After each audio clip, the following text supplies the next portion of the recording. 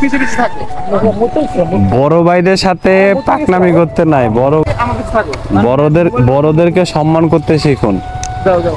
না হচ্ছে রাস্তা ভুল করে ফেলছে, মানে আমাকে ওভারটেকিং করে চলে গেছে।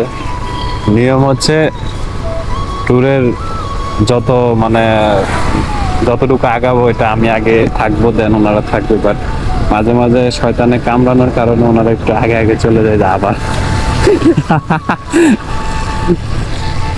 কার জন্য ওয়েট করছেন? সো মাঝে মাঝে যে শয়তানে মির্কি ব্যারাম ওঠে, তারা তখন হচ্ছে আবার এই কাজটা করে উল্টা পাল্টা। একটু পর আবার হারায় যাবে, আবার ঠিক হয়ে যাবে, এটাই হচ্ছে কথা। যাই হোক, এরকম শিক্ষা আসলে থাকা দরকার। কারণ আমার কাছে মনে হলো যে এখানে ডান সাইডে রোড আছে একটা, আমি যেন দাঁড়াইছি, বাট ওনারা দাঁড়ায়নি। অভিজ্ঞতা হয়ে যাবে আস্তে আস্তে প্যারানো। যখন কয়েকটা ট্যুর দিবে, ট্যুরের হাব ভাব বুঝবে, তখন আর কি এগুলো করবে না। আর যাই হোক, একবারে নাকি কাছাকাছি চলে আসছি। তা দেখলে বুঝতে পারতেছেন এলাকার রোড।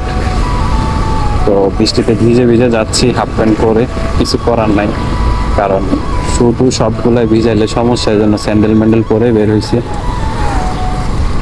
হ্যাঁ, এখানে মেবি ভালোই ঝড় তুফান গেছে। বিয়ে বাড়ি ছোটবেলায় পড়তাম, পোড়া ভাত খাইলে বিয়ে বাড়িতে বৃষ্টি হয়।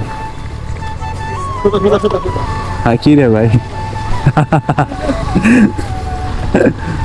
যাই হোক, তারা আমাদের উপরে ভরসা করতে পারতেছে না, ওকে প্যারা নেই। তো ভালো থাকবেন, সুস্থ থাকবেন। নিকলিতে গিয়ে দেখা হবে ইনশাআল্লাহ।